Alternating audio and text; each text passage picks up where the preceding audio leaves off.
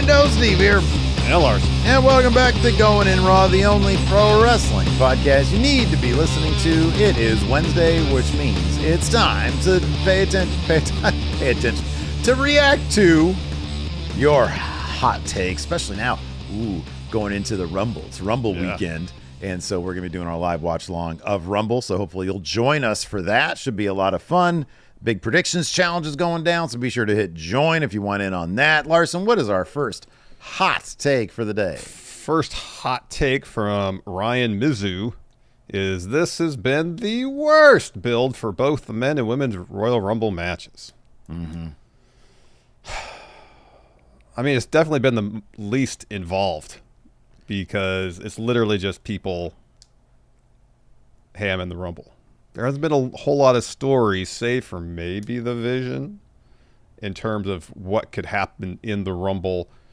There doesn't seem to be clear-cut favorites for either match. Mm-hmm.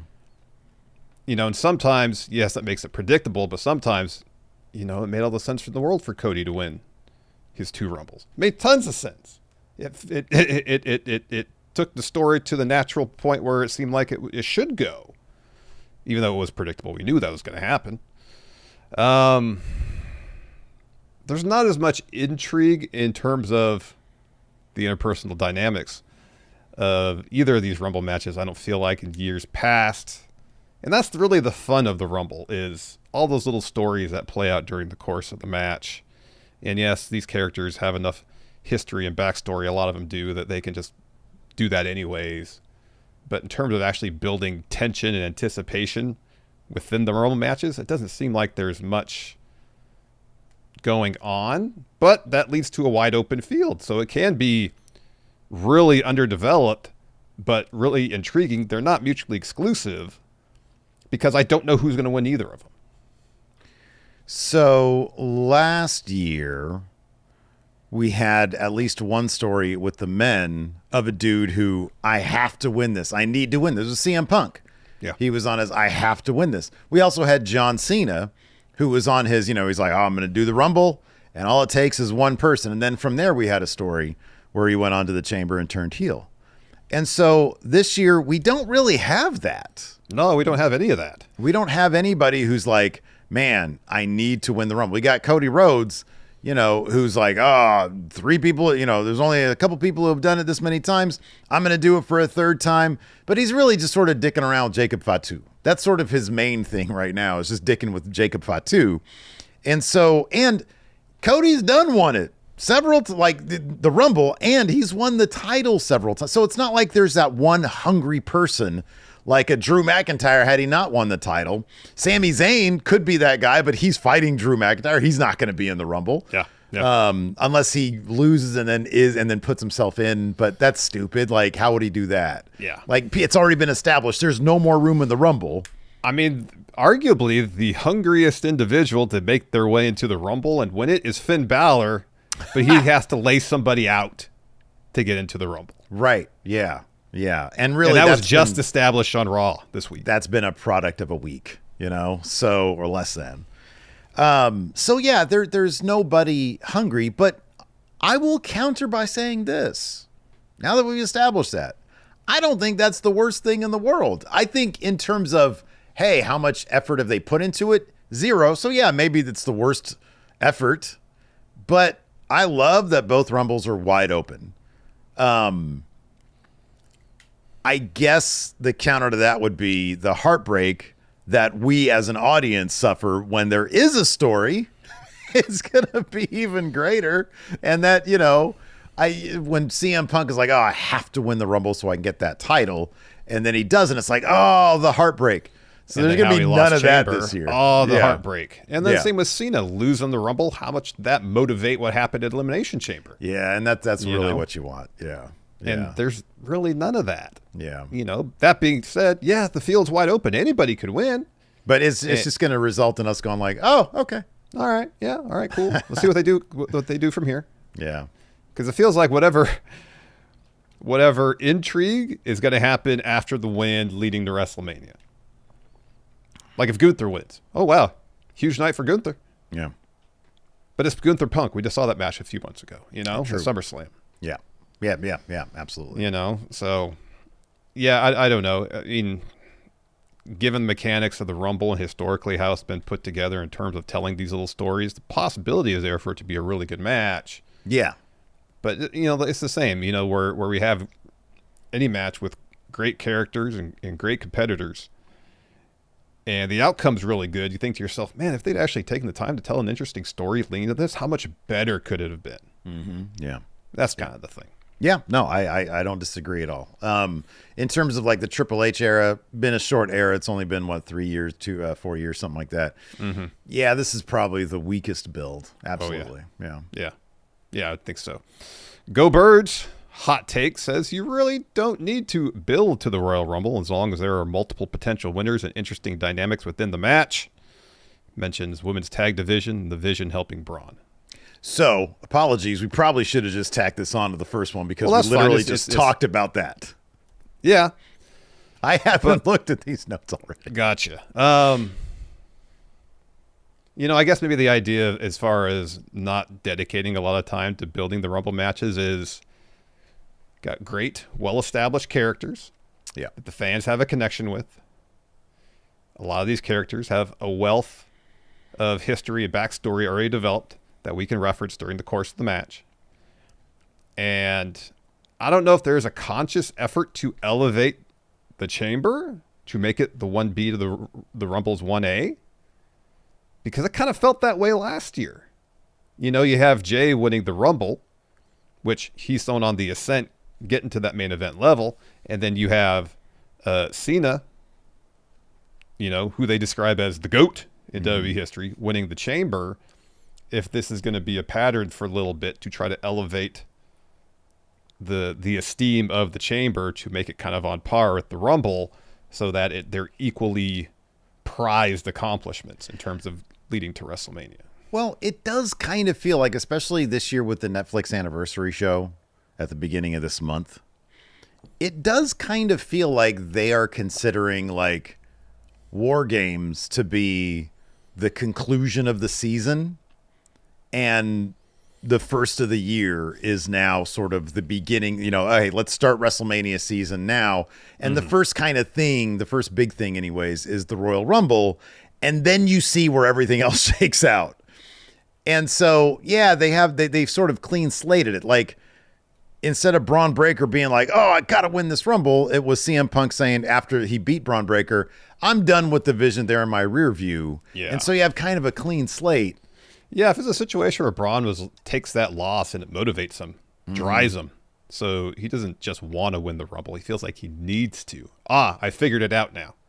That's his thing. Yeah. He gets to a certain point, fails, learns from that failure to achieve greater success. But that really has not been touched upon post loss to Punk.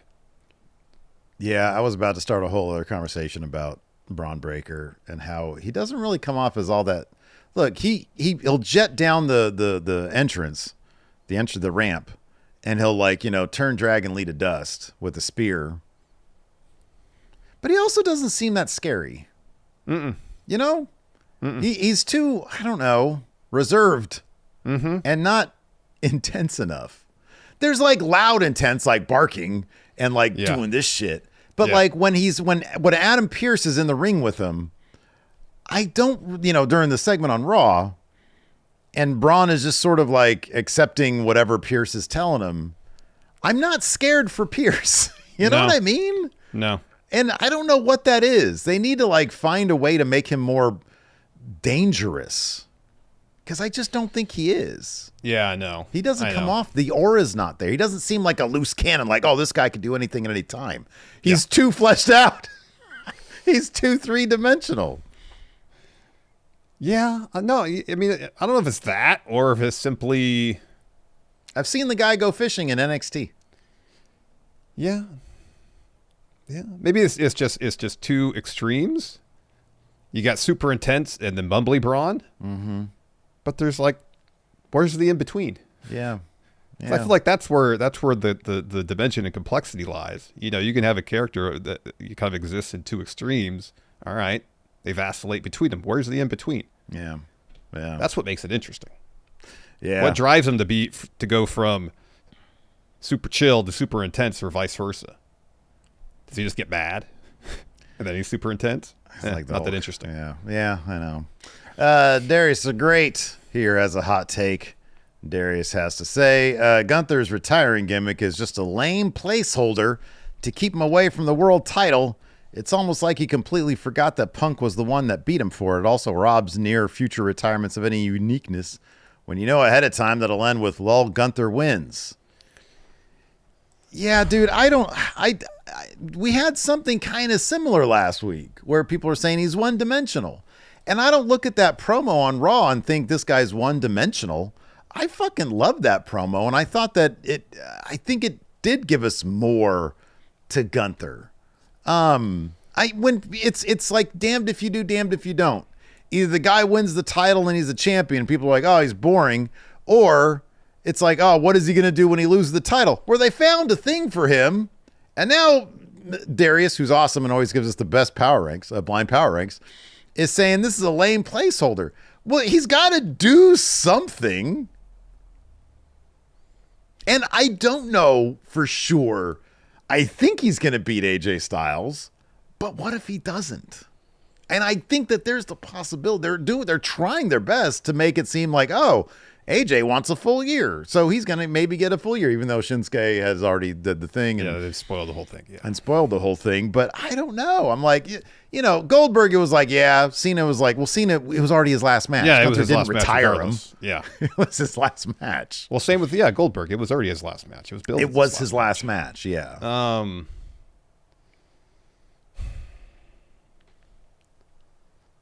You're right. But I understand where Darius is coming from as well. And I feel, here's the thing about Gunther's current iteration feeling one-dimensional. It's in how he's presented, not so much in the performance, if that makes sense. Where he's presented as dude who retires everybody. That's how he's presented by the company.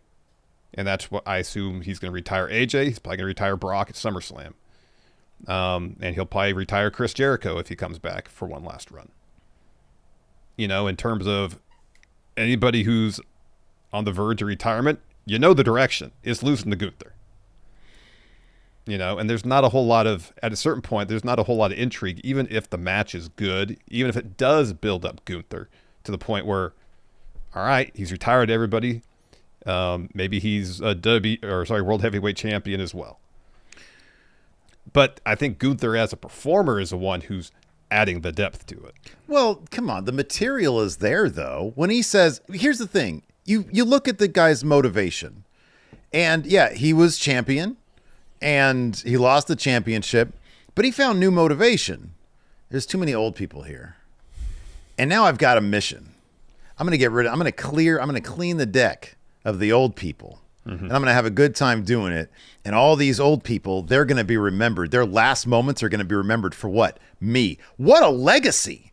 What a legacy to strive for is when you think of Goldberg, when you think of what's the last thing I remember of Goldberg? Gunther. What's the last thing you remember of Cena? Gunther. What's the last thing you remember of Brock? Gunther. What's the last thing you remember of AJ Styles? Gunther. Oh my God. That's almost better than an epic title reign. Because all these Hall of Fame plus level names are now associated with your name. You're the guy.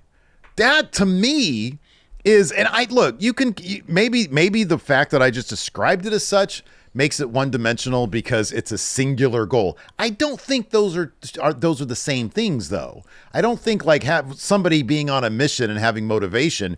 Now,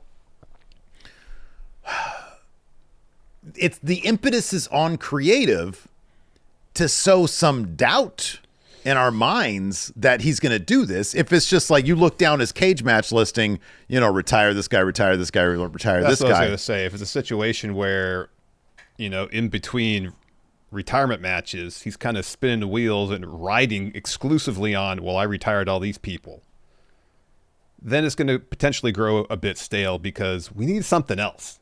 We need more than just I retired John Cena and AJ Styles and Brock Lesnar and Chris Jericho and whoever else. Well, the big question is going to be after after, I wonder how they can do that after AJ. Let's say AJ retires at the Rumble. Mm-hmm. What could be next for Gunther? Well, if he wins the Rumble, it's World Heavyweight Championship. Okay, let's say he doesn't win the Rumble because they want to keep him as, they want to keep him away from the title. Yeah, they want to keep him exclusively for the next year or two, dude who retires all the wrestlers. Yeah. I'm not saying exclusively. I'm saying that, look, everybody's got their, Cody, right? Cody's ultimate goal is to get the title. Yeah. But right now he's fucking around with Jacob Fatu, right? Yeah. Gunther's ultimate goal is to retire old people. Yeah. Doesn't mean he can't fuck around with other people in the meantime. No, obviously, but the overarching thing is still that he wants to retire old people. Sure. And I think that's fine. I don't think there's a problem. No, that's I'm no not different saying than it's the not title. fine. I think the point is, what do they do in between that's interesting? Yeah, who's he fucking around with? Just being the dude who wants to retire old people. Sure. Yeah. Yeah. But as far as what that is, I don't know. Who's on the Raw roster that's not a champion that he can have good matches and tell interesting stories with? I think you could probably rope mid-carders, or you could rope other people into. Okay, I'll just throw this out there, right? Let's say, for the sake of this conversation, that Miz and Mello were still aligned, right? Gunther targets Miz. Miz, unlike the other legends, is actually kind of scared shitless because he's like, fuck, this guy is targeting me. He's humiliating me. And he's sort of like backing me into the corner to put my career on the line, which is kind of what Gunther should be doing. It's anybody who's been there longer than 15 years, you're on notice. And I'm going to bully you into putting your career on the line. You're taking my moments of my time from me. Right. You're out of here. So in the meantime, you have an ally of Miz. In my situation, it'd be Mello, even though I know that's not a thing now. But you'd get an ally to sort of soak up some of his time in the meantime, I got it, Steve. This is what it is. This is all can take place on Raw because that's the show Gunther's on. Yeah. Gunther targets Rey Mysterio. And Dom comes out and stands up to Gunther to say, "You're not retiring my dad. I am." See, those are two situations we just outlined where he could dick around, and that's going to take up 4 months. You know what I mean? Like, you could totally do that. And I think that's a really good scenario that laid out there, because then it's like, oh, a little babyface Dom, but like for shitty reasons? Exactly. That's good stuff. Exactly. But I think that stuff, and will they do that? I don't know. Probably not. But I just want that to happen so we can see Gunther do a 619. I appreciate your long game there, man. I appreciate your long game. I know we got some sponsors for the show this week, so let's go ahead and talk about them. Let's do it. This episode of Going in Raw is sponsored by him, Steve. We've been to this first part of 2026. I've noticed something a little different about you. What? It just seems like maybe confidence is maybe a tad thin these days, and I think I know why. What? Okay, I'll bite. Why? It's because that hair on top of your head that you got covered up with a hat there, that's going thin as well. Oh my gosh, dude. You know what? There's a word for that. It's projecting, Larson. It's projecting. I think you're the one who's obviously low on confidence attacking me because you're the one losing your hair. No, I'm not low confidence, Larson. And we're not here to talk about me, Steve. We're here to talk about you and your hair and how Hims offers convenient access to a range of prescription hair loss treatments with doctor-trusted ingredients that work to stop further hair loss and regrow hair in as little as 3 to 6 months. And here's the part you'll really like. You don't even have to leave your home to do it. Hims brings expert care right to you with 100% online access to personalized treatment plans for real health concerns all in one place so that you, Steve here, could go back to being your old, confident self. So, for simple online access to personalized and affordable care for hair loss, ED, weight loss, and more, visit hims.com/goinginraw. That's hims.com/goinginraw for your free online visit. hims.com/goinginraw. Featured products include compounded drug products, which the FDA does not approve or verify for safety, effectiveness, or quality. Prescription required. See website for full details, restrictions, and important safety information. Individual results may vary based on studies of topical and oral minoxidil and finasteride. And this episode of Going in Raw is sponsored by Surfshark VPN. WWE's Royal Rumble's coming up this weekend.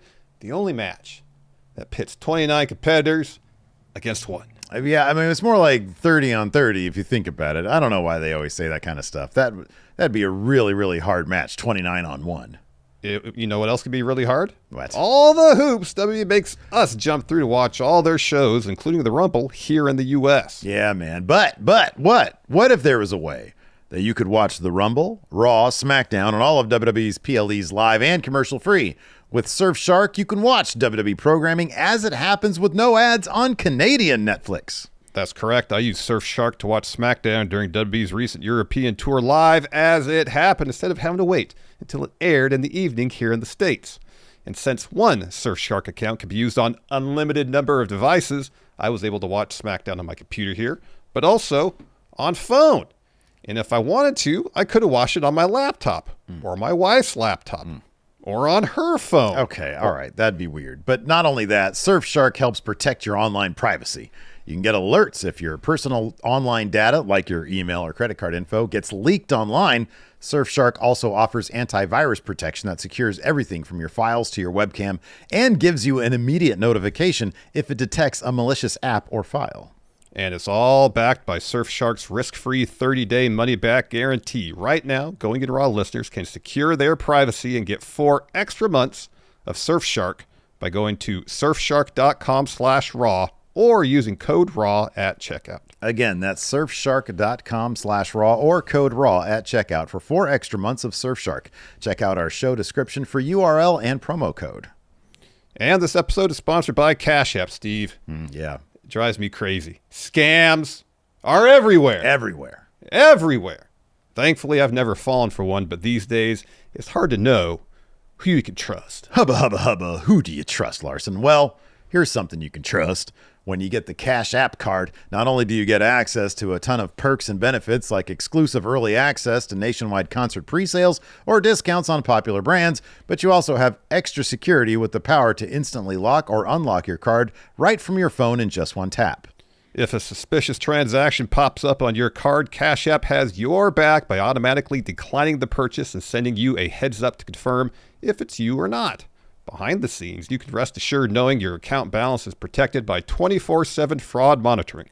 Spend with peace of mind today and order a Cash App card in the app or at cash.app/card. For a limited time, new Cash App customers can earn $10 if they use code SECURE10 in their profile at sign-up and send $5 to a friend within 14 days. Terms apply. Cash App is a financial services platform, not a bank. Banking services provided by Cash App's bank partners. Prepaid debit cards issued by Sutton Bank, member FDIC. Discounts and promotions provided by Cash App, a Block Inc. brand. Visit cash.app/legal/podcast for full disclosures.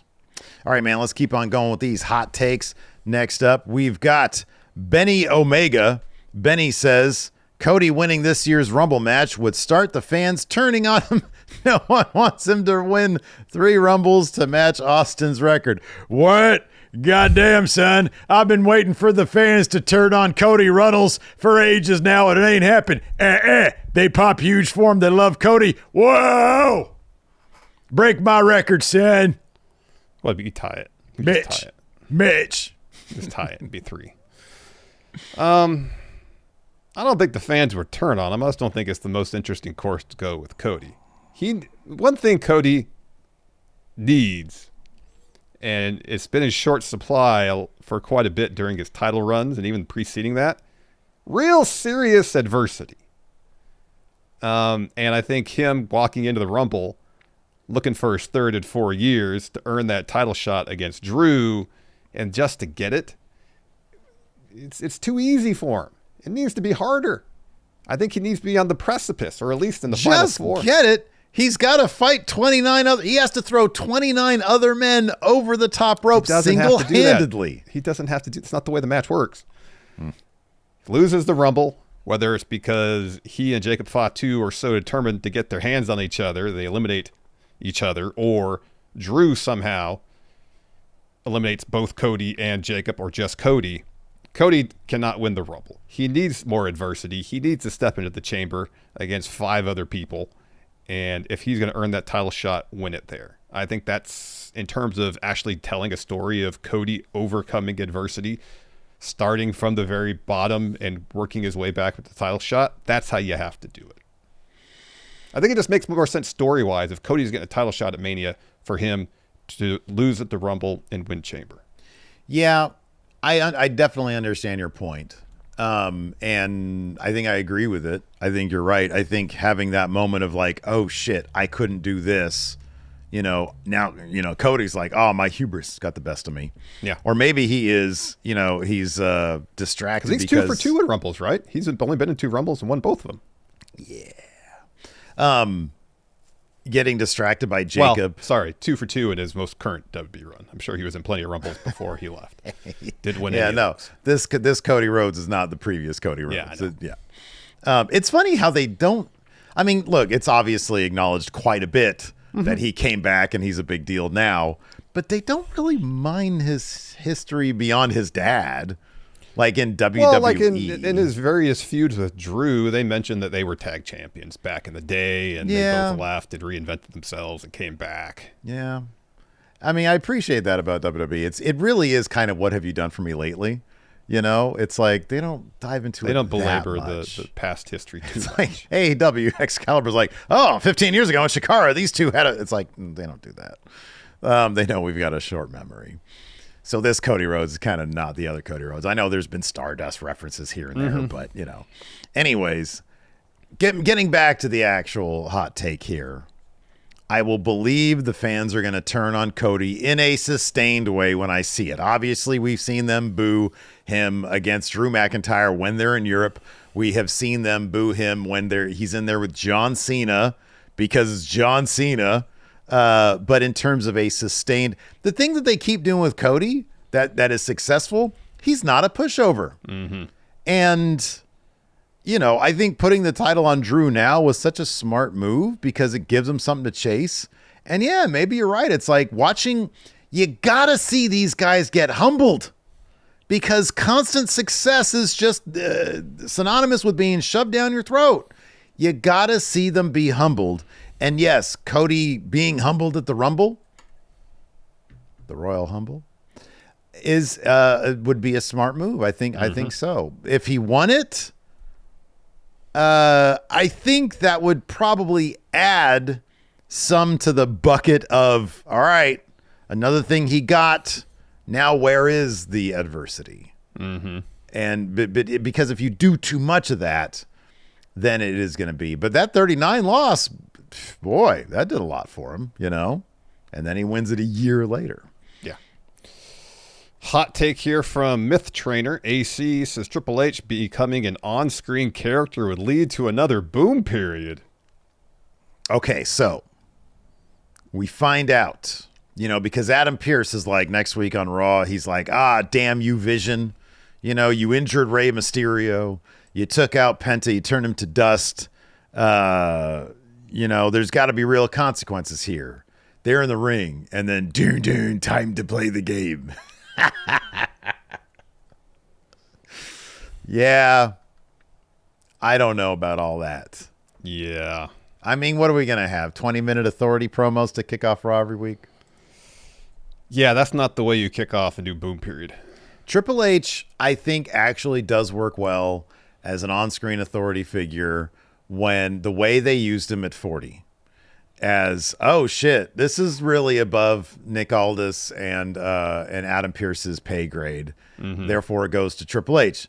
Number one, because he's got history with The Rock and when they were doing the Final Boss stuff. And I was sad that they didn't do more of that stuff with Rock and Triple H. They just left it alone after Vegas, after the press event. It has to be for special situations. Yeah. Yeah.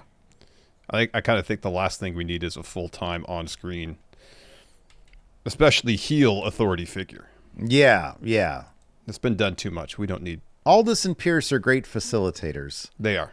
And you don't really... Because otherwise you end up with what we got last night, which was a little overwriting. It was overwritten. I say last night, I meant Monday on Raw. On Raw, yeah. It was kind of overwritten and underperformed. Yeah. Mm-hmm. Yeah. Kadeem Jones here with a hot take says beating Roman Reigns did nothing for Bronson Reed. He should be in the world title picture, not Braun. I mean, you got to look at the proof being in the pudding here, man. Bronson Reed is no more than a henchman. He just ceded that, hey, we're going to make sure Braun Breaker gets the Rumble. I think he was the first one to say, I agree. When he was. He looked up. He was like, yeah, I agree. Now, the interesting thing will be how will this play out in the Rumble? And hopefully they allow him to do more. But Yeah, it does kind of feel like, especially with Logan Paul and then Austin Theory joining the Vision, Bronson Reed hasn't really been like, hey, I was like the first dude that Braun Breaker brought on board. I'm Yeah. next in line. I'm the second in command here. Yeah. He's just sort of fading in the background with everybody Yeah. else. Yep. Yep. Yeah, they did not capitalize on any momentum Bronson had after beating Roman. I wonder if it's because, look, I love Bronson Reed. I think he's great. Mm-hmm. Same. And I wonder if it was just a matter of, we kind of really need to make an alpha here. And if there's one, alpha, you can't have two alphas. You can't have two alphas in a group. And I wonder if it was like, it's going to be Braun Breaker. So where does that leave Bronson? It's a good thing to put on your resume. I mean, it was at Crown Jewel, right? That happened in Australia. Yeah. So it was a good moment for the crowd there. Yeah, it was Great for him to be able to accomplish that. I don't know that I his see home. Bronson Reed right now as, oh man, this guy really, it's a crime that he's being held back, because I don't know that I see it the way it's been offered up to me yet, But he's never really been positioned as the dude within the Vision. Now, if that were the case, if he was positioned as number one dude in the Vision as opposed to Braun, beat Roman, and there was some follow through from there, that would be a different conversation. But he's never been positioned as the dude. So this is my supposition on that. If he was positioned as the dude, I would be kind of confused. I'd be like, that's weird. They're not giving it to Braun. Braun clearly has more. I just think Braun has more, so they're rolling with him. That's my own personal take on it, and maybe it's a subjective thing. Maybe they should have had Braun beat Roman at some point. Oh, I do think that should have been the thing. Yeah, I agree with. I believe that. Next hot take here from Brandon Monroe here says, if Jey Uso's performance in the early days of the Bloodline saga was in front of fans, like Daniel Bryan at WrestleMania 30, he would have got so over that he would have beat Roman for the title. This is like one of the biggest what ifs of the modern era, is because, dude, if you remember, the Thunderdome stuff with Jay and Roman and Jimmy was so good. It was. But like, you did not have that natural. You had like fucking Chris Benoit sitting on Thunderdome doing this shit. You know what I mean? Like, yeah, you had just asinine bullshit on these Thunderdome screens. And from a presentation standpoint, there were some elements, we've talked about this before, that worked when you could actually hear them in the ring discuss stuff. But that crowd would have been so behind Jay, just so behind him. Yeah, but I guess it ultimately did happen that way. I mean, he didn't beat Roman for the title, obviously, but I think Jay's popularity, informed by what happened during the Bloodline saga, led to him becoming world champion. Sure, yeah.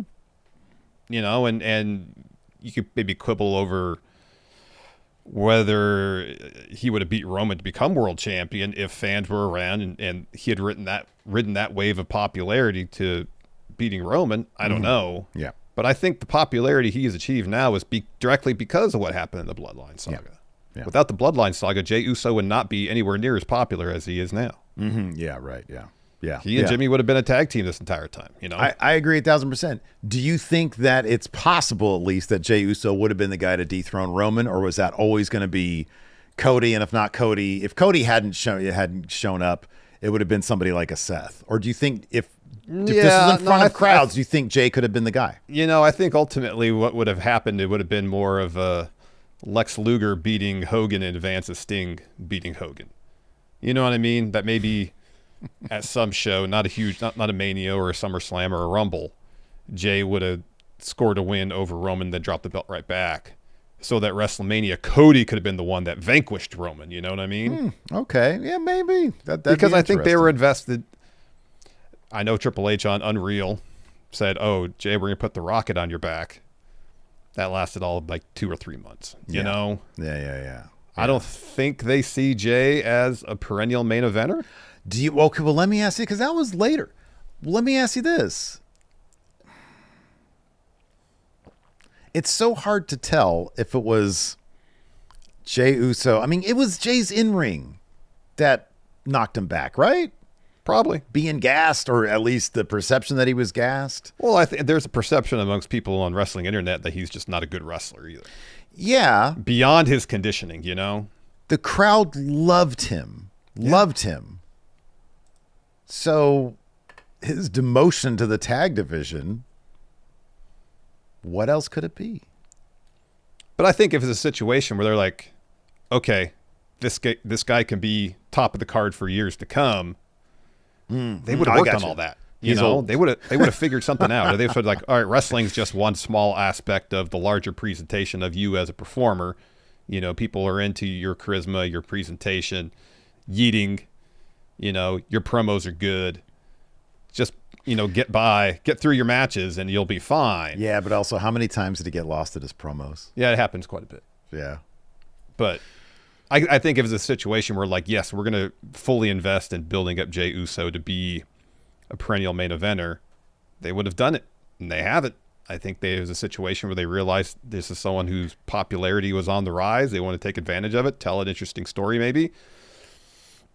But I doubt they had any plans of keeping him in the main event. It played out that way long term, and I don't think that would necessarily change back then, because I think when Triple H sees somebody as, this is who I want to be the dude, then that person's going to be the dude, you know? Yeah. And if they already thought Cody was going to be the dude, well, he was going to be the dude.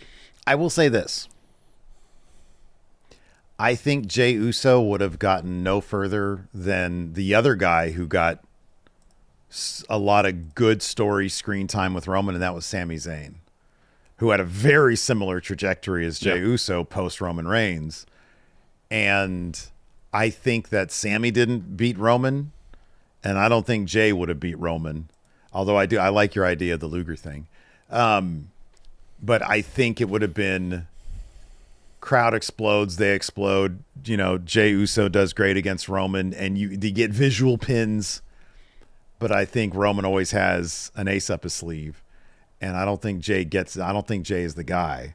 But I think the crowd would have absolutely eaten all that stuff up, because it was really damn good. It was. Peter Kefalos, Looks like it. I think, says the World Heavyweight Championship feels more prestigious at the moment and needs to main event or the WWE title. Drew, Cody, and Jacob are chasing each other around the stadium like a damn Tom and Jerry episode. That's great. Yeah, dude. The way they present Punk's like the guy, you know? Yeah. And the way they present him, it's a bigger deal right now. And I feel like at this point, to get the night 2 main event, it's got to be marquee. You know what I mean?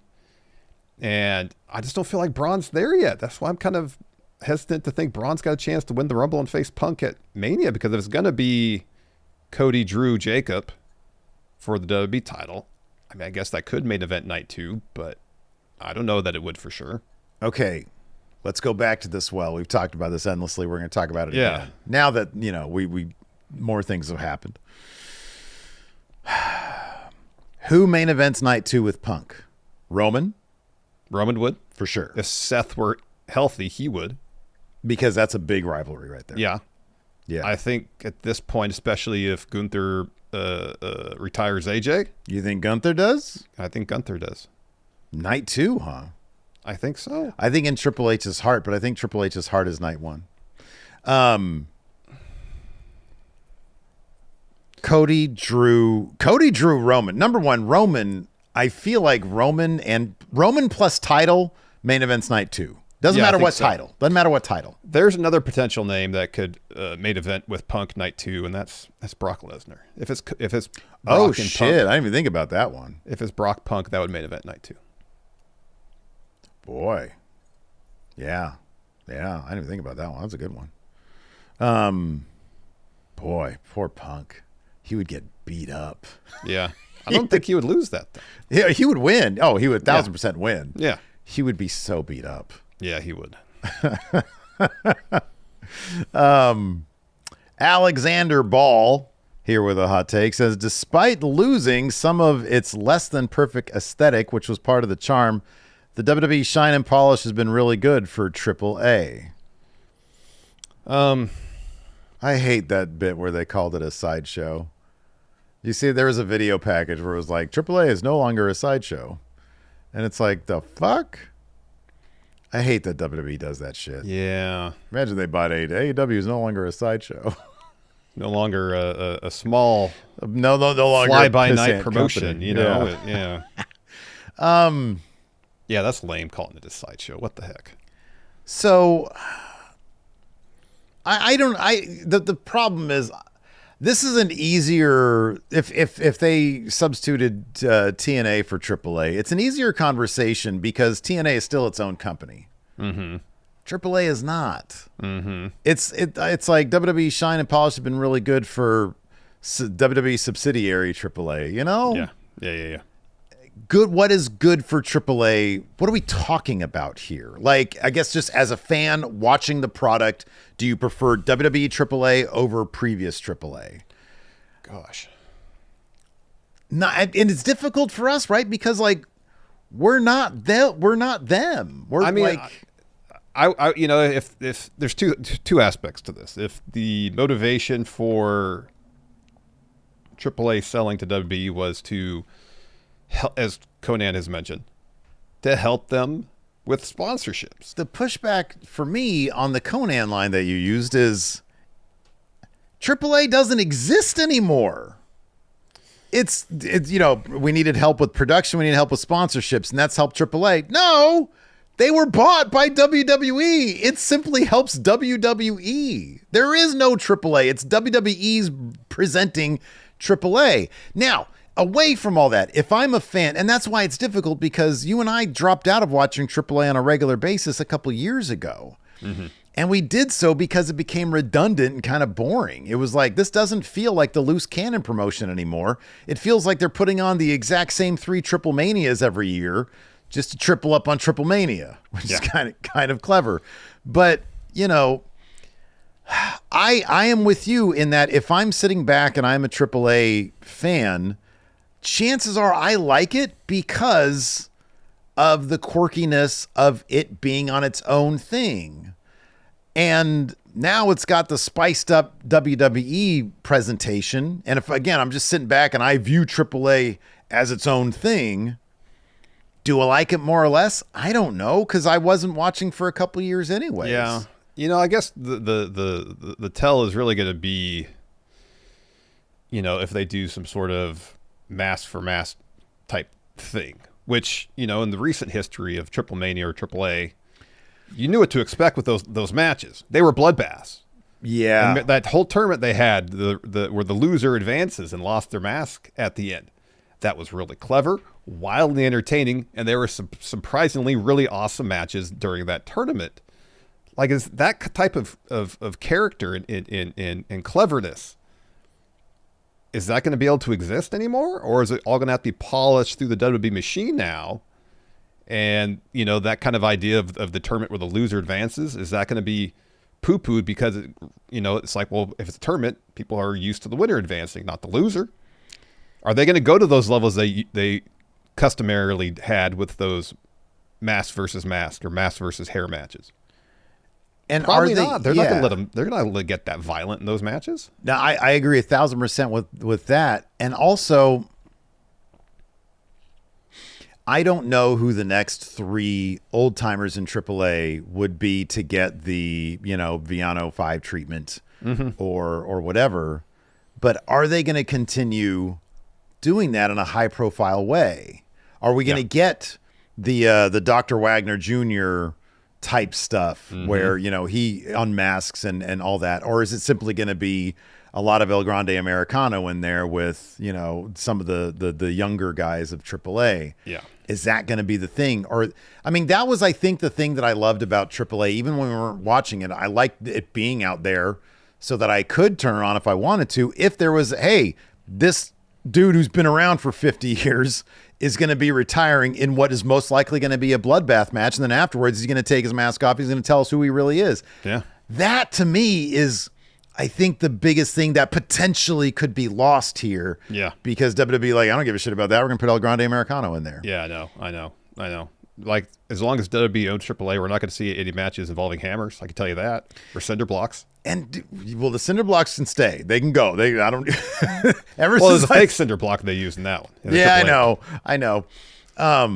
Ever since I saw that one luchador throw that cinder block, and that was that not was messed AAA, but Yeah. that was messed up. So that I think like the actual culture and tradition of AAA there's a really big risk of that being completely out the window. I know, and that it would be a shame for that to happen. Instead, we have these AI generated video packages where Dom was the AEW champion. Right.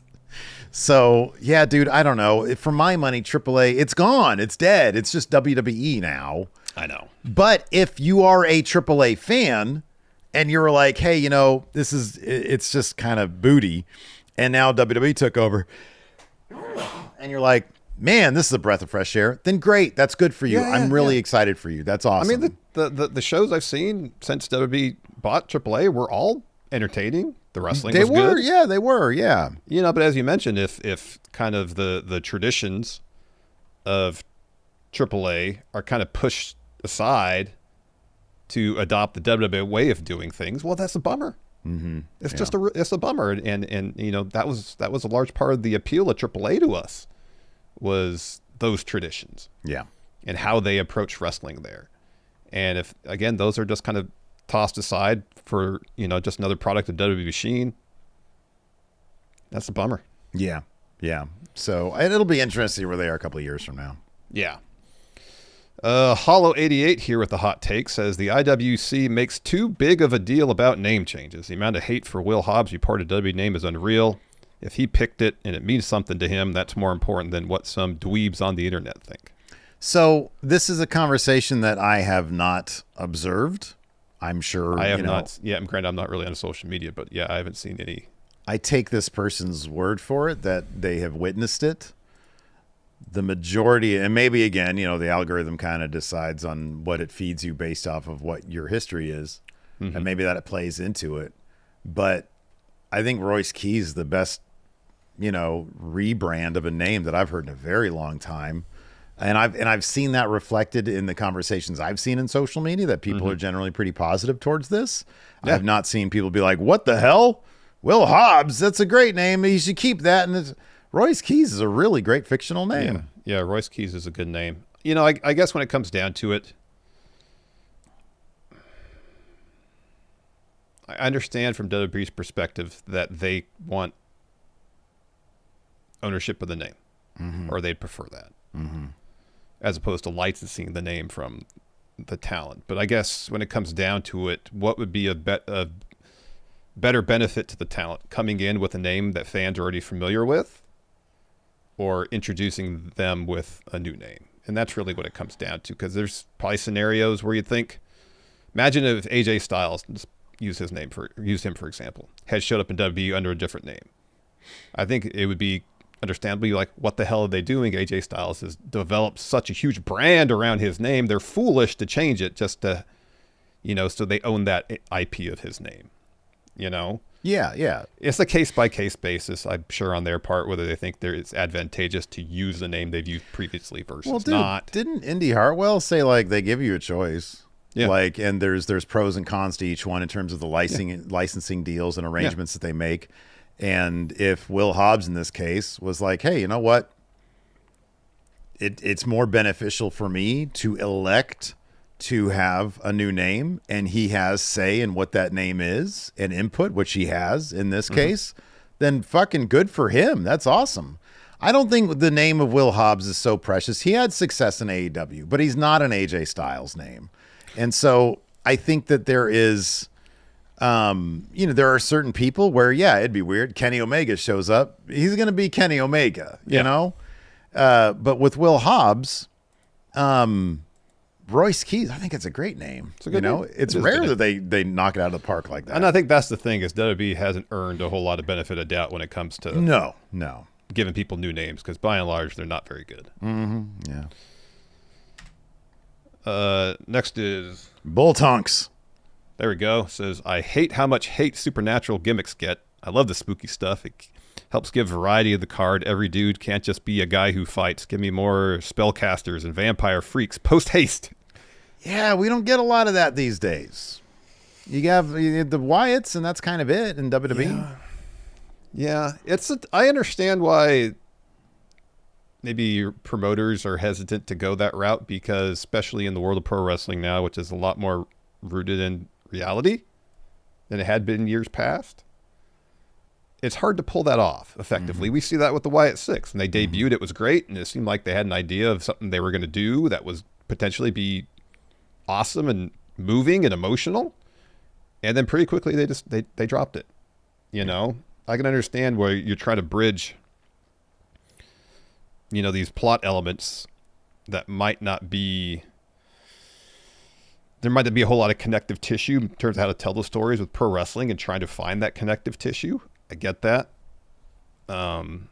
That's got to be one of the hardest type of gimmicks to try to figure out in terms of telling pro wrestling stories with.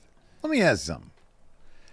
I think given what we've seen with TNA, cracking a third major promotion is a tough gig. As my dad used to say, that's a tough gig. Yeah. Is there room for, let's say TNA, like, hey, Steven Larson takes over TNA. Here's a pitch for you. Re-gimmick everybody. And we do it kind of old school. Not everybody's got a vocation, but hey, throw a couple vocation gimmicks in sure. there, I mean, NXT 2.0 to a degree, like, Tony D'Angelo shows up and he's, an Italian mob boss stereotype from the movies. We shit all over it. But is there something to that? Is there something to, hey, let's gimmick up names instead of the AEW approach is completely opposite. The AEW approach was these people existed. They have a rich history in independence, in non-WWE stuff, some in WWE. We're going to acknowledge all that. They're going to have their names, et cetera, et cetera. What if you went the exact opposite way and did the Vince McMahon thing where, oh, you were this guy? Well, now you're Kane. You know what I mean? Yeah. Like, maybe. And don't acknowledge who you were. Don't acknowledge that you were Isaac Yankem previously. Yeah. Right, exactly. Maybe there's something to be said about bringing back, the character gimmick shit. Maybe there's something to that. Yeah, maybe there is. There's been so much of these guys like to fight, Yeah, and yeah, I agree. Variety is great, in terms of the type of characters that you have, in your company. But like we saw with Bray Wyatt so often, it seemed like they had a hard time merging what he wanted to do, but basically be a horror movie villain, with the tropes and conventions of pro wrestling. And they could just not consistently find where there's enough commonalities for those types of storytelling to overlap. I mean, originally he was just a cult leader, and that's probably the best thing that he was, when he shows up and he looks at Triple H's title and he just sort of touches it. That was great stuff. I mean, also just in terms of, the practicality of professional wrestling. Let's say you have someone with supernatural powers. I know where you're going with this. And then you have someone who doesn't. Why aren't you? Well, the person with supernatural powers should never lose. They should always be teleporting. Yeah, they should. Whatever their powers are, they should take advantage of those so they always win. And then you know what happens? You get Hell in a Cell 2019. Yeah. And then the fans hate it. Yeah. Yeah. So that means you back yourself into a corner if you got someone with any sort of supernatural powers that would potentially give them advantage in a match. All right, if they use it, they win all the time. But if they don't, why don't they use it all the time, I mean, I still maintain that right now, especially, with the TNA, launch on AMC, I feel like if you want to do, I think the best chance for any promotion that wants to start up right now on a big level, on a big budget level, is a Lucha Underground situation where you have this really awesome set as your, the temple or whatever they called it. Yeah, it's kind of like your backdrop, but then you tell these stories that aren't necessarily bound by the conventions of pro wrestling outside of the temple. Yeah. This is just where people meet to, culminate their feuds and stuff. But, one interesting, and I'm bummed they don't do this, TNA, is the idea of someone like Werewolf Ed Edwards, where he's not always, in wolf form. Yeah. There's special conditions that necessitate him to adopt wolf form. I mean, dude, that's all we were doing with We Book Raw. Yeah. It was like, hey, let's goof this up, let's gimmick this up, and it was a lot of fun. Like if Ed Edwards made a point of only having matches on nights that they were full moon, so he was in werewolf form and could not lose. I mean, that's that potentially could be interesting. I mean, dude, the not even the We Book Raw, but when we would have the friendos come up with their things, the ones that would always stick out, like who's the astronaut guy? Oh, Beal Armstrong. Beal Armstrong. I mean, that was great. And then I would sit there and I'd just start riffing on it. It's like he's got a Martian plague. Boom. There's some shit you can work with. Yeah. Who's he going to give it to? Exactly.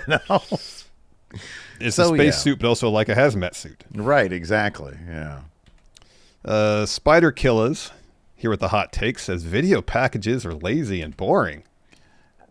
Okay, so Roman Reigns declaring for the Rumble via video package is lazy and boring, but the running up that hill video package is amazing. Yeah. Or our proposed Knights in White Satin video package is great. Narrated by Brian Cox, yeah. is like a top 3. It's all about what it's involving, the execution of it, and the context of which it's being utilized in that whatever story they're telling. Because some video packages, I feel like you watched the Shawn Michaels Undertaker one, the one you mentioned where Placebo's covering running up that hill.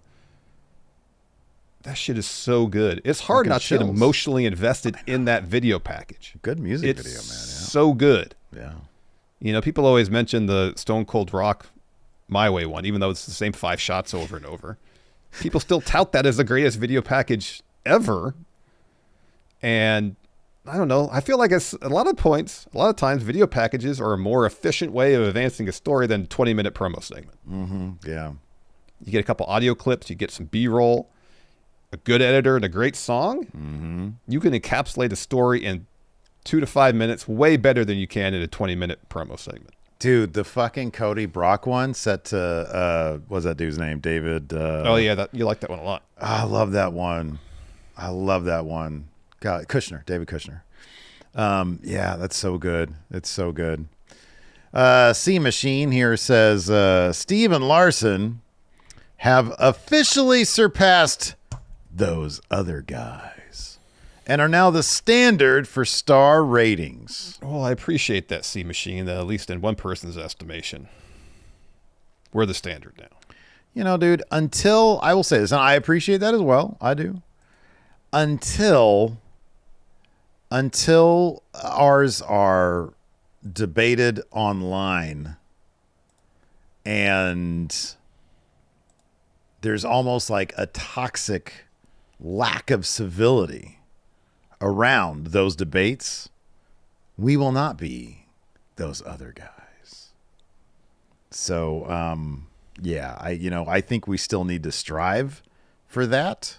And yeah, so I appreciate it, but I think we have a little bit of ways to go. I think so too. Finally here, is this Star in Rehab? Star in Rehab? Something like that. Says, not wrestling, but cold day-old pizza is better than fresh pizza. I'll be honest, I don't really care for cold pizza. I am not you and I are in agreement on that one. Even when it's been sitting out for like a couple hours, which I don't think you should, you need to reheat it because of bacteria. But even as it's been sitting around, especially with this brand new invention of the air fryer.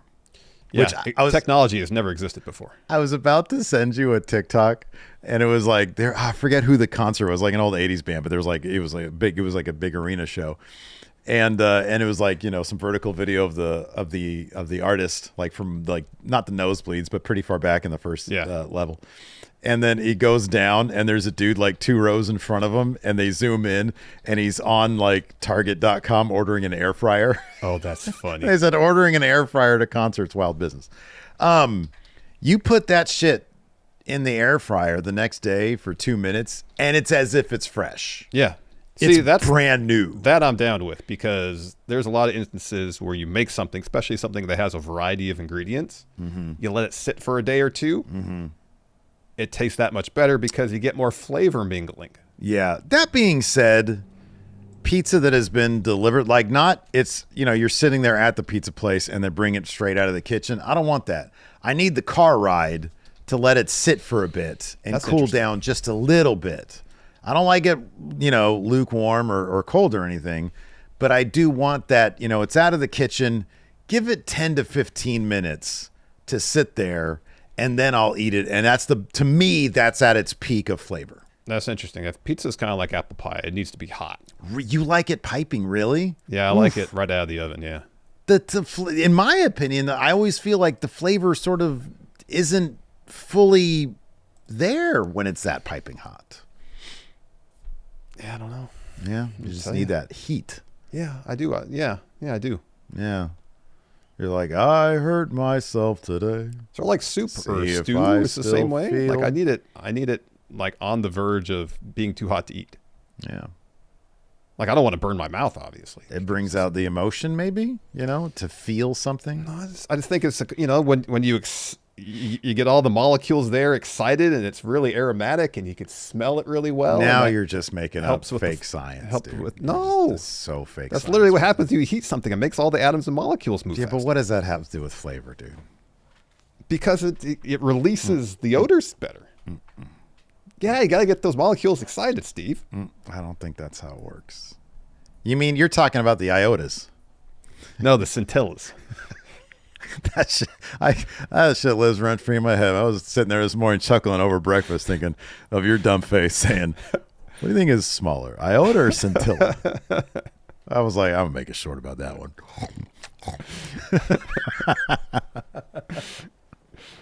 Oh, goodness. all right. Well, That's a better good. way to end the show than that. That's gonna do it for the show. Thanks everybody for tuning in. We appreciate it. Until next time, we'll see you guys around. Goodbye.